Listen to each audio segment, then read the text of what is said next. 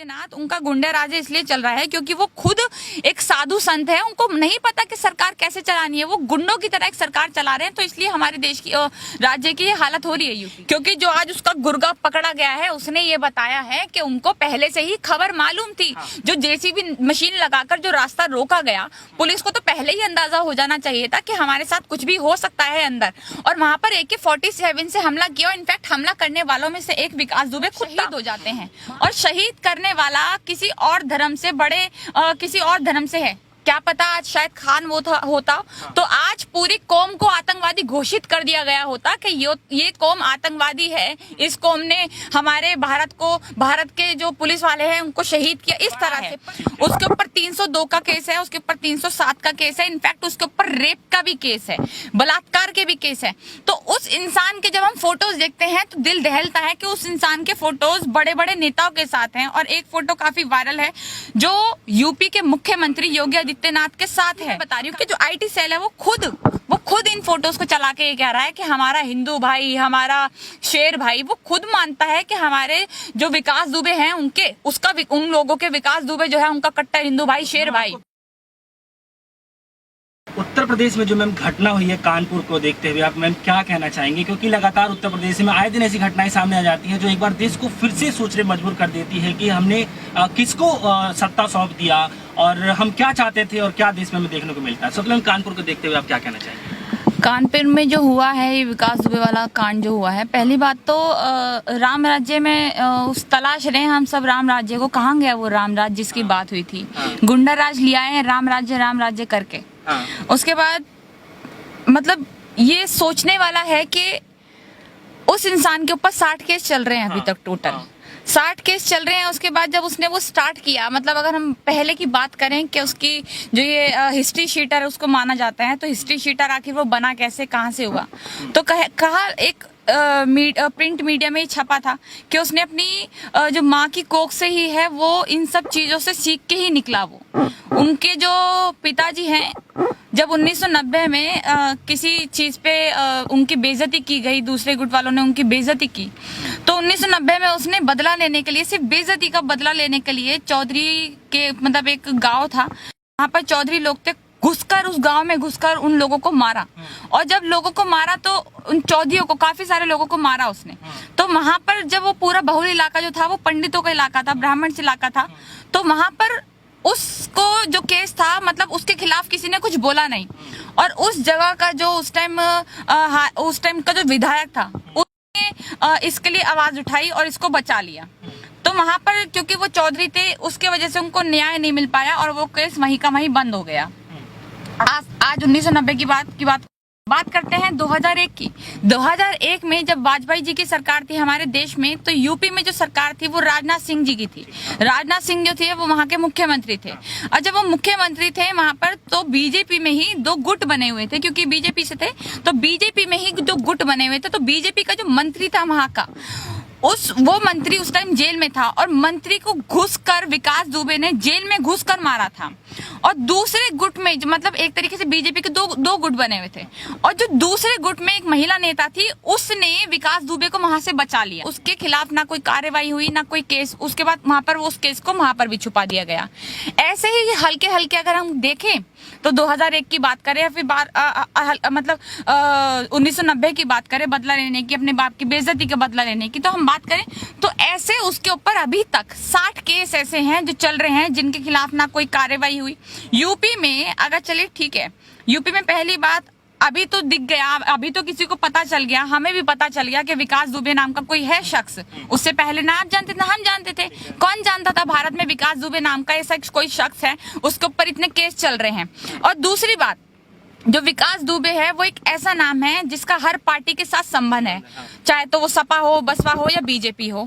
ऐसी बड़ी बड़ी पार्टियों के साथ उसके संबंध रहे हैं और काफी सारी पार्टियों में उसका बड़ा हाथ भी रहा है। यहाँ तक कि जो उसकी बीवी है जो उसने बसपा से चुनाव भी लड़ा है। तो हम ये भी देखते हैं। तो अगर हम बात करते हैं कि यहाँ पर उसके कॉन्टेक्ट किस तरह से बढ़े हुए हैं या कितने जिलों में उसके कॉन्टेक्ट फैले हुए हैं, तो उसका जो एक तरीके से सर्कल है वो काफी बड़ा है। गुंडागर्दी का सर्कल जो है वो काफी बड़ा है। उसके ऊपर 302 का केस है, उसके ऊपर 307 का केस है, इनफैक्ट उसके ऊपर रेप का भी केस है, बलात्कार के भी केस है। तो उस इंसान के जब हम फोटोज देखते हैं तो दिल दहलता है कि उस इंसान के फोटोज बड़े बड़े नेताओं के साथ हैं। और एक फोटो काफी वायरल है जो यूपी के मुख्यमंत्री योगी आदित्यनाथ के साथ है। काफी सारे लोगों के साथ वो खाना खाते नजर आता है, काफी सारे लोगों के साथ। इनफैक्ट मैं ये नहीं कह रही उसकी बातचीत है, बातचीत भी एक बहुत अच्छे लेवल पर है। कभी खाना खाते नजर आता है, कभी हाथ मिलाते नजर आता है। और लोग उस टाइम वहां होती है यूपी में, जैसे चाहे तो हम पहले की भी पार्टियां कह लें, वो उनके पास खुद जाती है क्योंकि उसका वोट बैंक है, गुंडागर्दी बहुत ज्यादा चलती है। और अगर हम बात करते हैं यहाँ पे कि शहीद जो हो गए 8 से 10 लोग, उनको हमारी दलाल मीडिया ने किस रूप में दिखाया, तो वो इस रूप में दिखाया जब हम देख रहे थे, जब मैंने सोशल मीडिया पे खबर पढ़ी थी, बिल्कुल जब खबर आई ही थी, जब मैंने सोशल मीडिया पे खबर पढ़ी तो एकदम से मैंने पापा को बोला कि पापा न्यूज पे लगाना। जैसे न्यूज पे लगाया तो कहीं पे भी ये न्यूज नहीं थी। तो मुझे मैंने जब पापा से बात करी तो उन्होंने मुझे ये बताया कि हाँ अभी दिखाया 100 खबरों में से एक छोटी खबर के रूप में। मतलब जब 8 से 10 लोग शहीद हो जाते हैं और शहीद करने वाला किसी और धर्म से किसी और धर्म से है, क्या पता आज शायद खान वो होता तो आज पूरी कौम को आतंकवादी घोषित कर दिया गया होता कि ये कौम आतंकवादी है, इस कौम ने हमारे भारत के जो पुलिस वाले हैं उनको शहीद किया, इस तरह से। पर आईटी सेल, अब दूसरा रूप हम आईटी सेल का देखते हैं। आईटी सेल में ये चल रहा है हमारा हिंदू भाई विकास दुबे जिंदाबाद। इस तरह के आईटी सेल में इनका जो बीजेपी का ये जो कीड़े भक्त हैं, इन्होंने अपने आईटी सेल में जो चला रहे हैं कि हिंदू भाई जिंदाबाद। और उनके कमेंट्स में जो रीता पांडे नाम की कोई आईडी बनी हुई है, फेक है ओरिजिनल है पता नहीं, उस आईडी में जो लोगों ने चला रहे हैं वो उसमें लिखा हुआ है जिंदाबाद जिंदाबाद, हमारा शेर जिंदाबाद। अरे भाई, जिस इंसान ने, और देखिए जो मरे हैं, जो शहीद हुए हैं, उनको ये कह रहे हैं कि गीदड़ों को, अगर कोई भी हमारे ब्राह्मण भाई पे अगर कोई भी आवाज उठाने की, कोई गीदड़ आवाज उठाने की कोशिश करेगा तो उसके साथ ऐसी होगा, हम शेर हैं। तो मतलब जो इंसान जो हमारे मतलब भारत की रक्षा कर रहा है, संविधान की रक्षा कर रहा है, हमारे संविधान को बनाए रखे हैं पुलिस वाले जो वहां पर जो शहीद हुए हैं, सबको नहीं कहूंगी क्योंकि जो आज उसका गुर्गा पकड़ा गया है उसने ये बताया है कि उनको पहले से ही खबर मालूम थी। जो जेसीबी मशीन लगाकर जो रास्ता रोका गया, पुलिस को तो पहले ही अंदाजा हो जाना चाहिए था कि हमारे साथ कुछ भी हो सकता है अंदर। और वहां पर AK-47 से हमला किया। इनफैक्ट हमला करने वालों में से एक विकास दुबे खुद था। वहां पर पुलिस पकड़ कैसे पाती है, वो तो सारे खत्म कर ही दिया उन्होंने। जी। तो मैम, कानपुर जो मुठभेड़ हुआ अभी जो हुआ है, जो अभी लेटेस्ट मुद्दा है, उसके बाद हमने देखा कि प्रयागराज में एक ही परिवार के जो 4 लोग थे उनको हत्या कर दी गई थी। और उसके बाद हमने देखा कि खुद गाजियाबाद के अंदर में पिता पुत्र की जो गला रेत करके हत्या की गई थी। तो लगातार उत्तर प्रदेश हम ये देख रहे हैं कि अपराधों का जो लगातार एक सिलसिला चल रहा है, रुकने का नाम नहीं ले रहा है। तो क्या आपको लग रहा है कि योगी राज में वापस लौट सकता है फिर से जंगल राज, कुछ ऐसा? लौट नहीं सकता, लौट चुका है वो भी बहुत पहले। देखिए मैं आपको एक बात बताती हूँ कि हमारा जो काम होता है, हम जो जनता होती है वो होशियार जनता होती है। हम पढ़े लिखे लोग हैं भारत में दूसरे देशों से पढ़ने लोग आते हैं। तो भारत एक अनपढ़ जाहिल देश नहीं है, पहली बात तो ठीक है। इस देश में जब पहले 70 साल में शायद, मैं ये बेवकूफ लोग कहते हैं कि 70 साल में ये हुआ, बर्बाद हो गया 70 साल में, तो 70 साल में ये बात याद रख ले कि 70 साल में वाजपेयी जी की भी सरकार रही है। उन 70 सालों में वाजपेयी जी की भी सरकार रही है।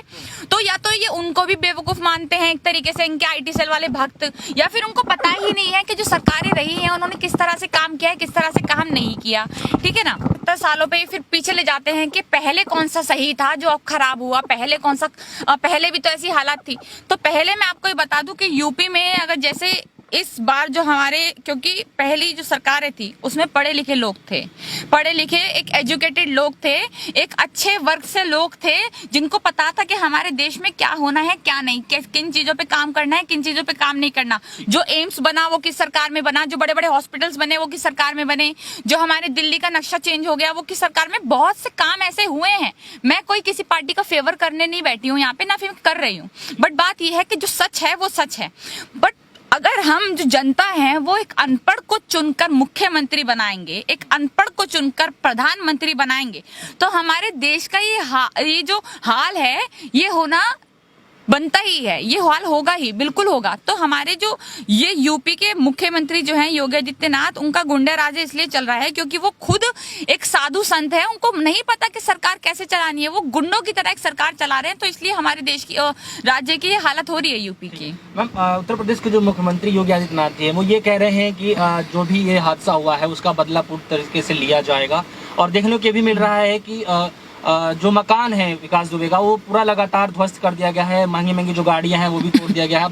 बता ये भी जा रहा है कि कानपुर में जो उनके बंगलो थे, जितने मकान थे, वो सारे ध्वस्त कर दिए गए हैं। अब उसके बाद अब लखनऊ में भी जितने उनके मकान है तोड़ा जाएगा। तो क्या आपको लगता है कि सरकार इस समय कुछ कड़ी रणनीति अपना रही है चीजों को देखते हुए? ये कड़ी मतलब आप किसी को शहीद कर दो, 60 केस आप पे चल रहे हो, 60 केस तो ये चल रहे हैं। आपने कितने लोगों को, अभी 8 से 10 नहीं, आपने कितने लोगों की अभी तक जान ले चुके हैं? आप कितने लोगों का रेप कर चुके हैं, कितनी लड़कियों का रेप कर चुके हैं? आपने कितने लोगों को मतलब एक तरीके से, अभी AK-47 इसके पास है तो पता नहीं कैसे कैसे हथियार इसने अपने पास रखे हैं, उन लोगों से इसने जान ली है। वो इंसान कई लोगों को अभी तक हमारे खत्म कर चुका है, हमारे भारत को खत्म कर चुका है। और हमारी सरकार ने इतना बड़ा काम किया है कि उसका घर तोड़ दिया। मतलब आप सफूरा जरकर को तो जानते होंगे, हमारी सरकार सफूरा जरकर को जानती होगी, या फिर खालिद सैफी हो गए, या फिर डॉक्टर कफील हो गए, जिन्होंने बहुत से बच्चों की जान बचाई थी। आज उनको जेल में पटक रखा है इन्होंने, आज उनको जमानत नहीं हुई। जब जमानत हुई तो किसी और केस में फंसा दिया कफील खान को, उसको उनको जेल में पटक रखा है। अभी तक उनको बाहर निकालने को तैयार नहीं है। उनपे सफूरा जरगा, जब अभी थोड़े दिन पहले उनकी बेल हुई तो दूसरे किसी ने FIR कर दी कि उसको इस केस में डालो अंदर। मतलब जो इंसान संविधान के लिए आवाज उठा रहा है, जो इंसान संविधान के साथ है, उसको आप 1 से 2 दिन में पकड़कर जेल में पटक देते हैं, उसको निकालते नहीं, उसके हाथ पैर तोड़ देते हैं। कोई प्रेग्नेंट लड़की उसके हाथ पैर तोड़ देते हैं। 2 दिन से ये जिसने हमारे 8 से 10 पुलिसकर्मी शहीद कर दिए, 2 दिन से वो गायब है और आज तक अभी तक वो पकड़ा नहीं गया है। उसके घर तोड़ने से आपको क्या मिल जाएगा? उसके घर तोड़ने से, अरे भाई उसके पास जो उसका जो ऊपर का हाथ बैठा है ना, उनको जरा पकड़ो, देखो कि किस सरकार से इसके कांटेक्ट है, उनको निकालो। तो तब आपको क्या लगता है कि जिस तरीके से फोटो जो वायरल हो रहे हैं, आपको लगता है कि वाकई में इस घटना के पीछे किसी बड़े आदमी का हाथ हो सकता है? बिल्कुल, मुझे लगता नहीं है, बिल्कुल हाथ है, बिल्कुल हाथ है। क्योंकि कोई भी इंसान इतनी बड़ी मतलब एक तरीके से इतनी हिम्मत नहीं कर सकता कि वो उसके मतलब वो घुस एरिया में उसके आ रहे हैं, मतलब पुलिसों के सामने पुलिसों को मारे, उनको AK-47 के ऊपर उन पे हमला किया गया। मतलब पुलिसों को, अगर हम पुलिस वालों को देख लेते हैं, आज भी अगर पुलिस वालों से कोई ऊंची आवाज में बात कर लेता है ना, तो उसकी इतनी बुरी तरह पिटाई करते हैं ना हमारे पुलिस वाले। दिल्ली की बात बता रही हूँ, मैंने अपनी आंखों से देखा है कि उसको पकड़ के जेल में इतनी बुरी तरह पिटाई करते हैं ना। तो इस इंसान ने उनके ऊपर गोलियां चलवाई, उनको इतनी बुरी तरह से मरवा दिया। उसके बाद जो घायल हैं, वो घायल भी पता है कैसे हैं? किसी की आंख खत्म, किसी का हाथ खत्म, इस तरह के घायल उनको एक बता रहे हैं कि वो घायल हैं। तो इस तरह से वो घायल हैं पुलिस वाले। तो अगर आप कहते हैं कि हमारे तो राम राज्य है, गुंडा राज खत्म हो रहा है, तो गुंडा राज खत्म हो रहा है तो आपकी पार्टी के जो नेताओं के साथ उनकी फोटो नजर आती है। इनफैक्ट हमारे मुख्यमंत्री के साथ, यूपी के मुख्यमंत्री की योगी आदित्यनाथ के साथ जो फोटो नजर आती है, वो फोटो कहाँ से आ गई? वो फोटो क्या वो मतलब आपके डॉक्टरेट जैसे आपकी IT सेल काम करती है, आप उनकी तरह समझते हैं? तो और मेन बात ये मैं बता रही हूँ कि जो IT सेल है वो खुद इन फोटोज को चला के ये कह रहा है कि हमारा हिंदू भाई, हमारा शेर भाई, वो खुद मानता है कि हमारे जो विकास दुबे हैं उन लोगों के विकास दुबे जो है उनका कट्टर हिंदू भाई, शेर भाई। आपको क्या लगता है कि अब सरकार को क्या करना चाहिए, योगी सरकार को क्या करना चाहिए? क्योंकि मकान तोड़ने से और गाड़ियां तोड़ने से तो जो शहीद हुए हैं जवान, उनको कुछ मिलने वाला है। मुझे ये लगता है कि किसी की नहीं मानी जाए। हाँ। जो उनकी खुद की माँ ने कहा है, हाँ। विकास दुबे की माँ ने जो कहा है, कम से कम उनकी बात को तो माना जाए। हाँ। उनकी माँ ने ये कहा है कि मैं नहीं चाहती कि आप मेरे बेटे को जिंदा पकड़े, आप मेरे बेटे का इनकाउंटर कर दे, हाँ। उसको मुर्दा ही पकड़ा जाए, क्योंकि उसने ऐसे ऐसे काम किए हैं और ये वाला जो क्राइम उसने किया है, ये वाला जो अपराध उसने किया है, वो माफी के लायक नहीं है, तो उसका इनकाउंटर कर दिया जाए। तो मैं यही चाहूंगी कि वो इंसान ऐसा है जिसके ऊपर 60 केस चल रहे हैं, जिसने हत्याएं की हैं, जिसने रेप की हैं, जिसने बड़े बड़े लोगों को मारा है, जिसने SP, SHO और पुलिस कर्मियों को शहीद किया है, तो उसके खिलाफ कड़ी से कड़ी कार्रवाई होनी चाहिए और उसको कम से कम मेरे ख्याल से जो उसकी कम से कम सजा जो होती है, वैसे जो एक एनकाउंटर होती है वो सबसे आसान मौत होती है मेरे ख्याल से। आप किसी को सामने खड़े होकर गोली मार दे तो उसने जो बुरा किया है उसको मिलेगा नहीं, यूं ही मौत मिल जाएगी। या तो उसको एनकाउंटर से मारा जाए, एनकाउंटर किया जाए, और अगर आप एनकाउंटर नहीं करते तो उसके खिलाफ ऐसी सजा उसको मिलना चाहिए कि वो जब जेल में रहे तो अपनी मौत को तड़पे, उसको मौत ना मिलना चाहिए। तो ऐसे उसके खिलाफ कार्रवाई होनी चाहिए जरूर।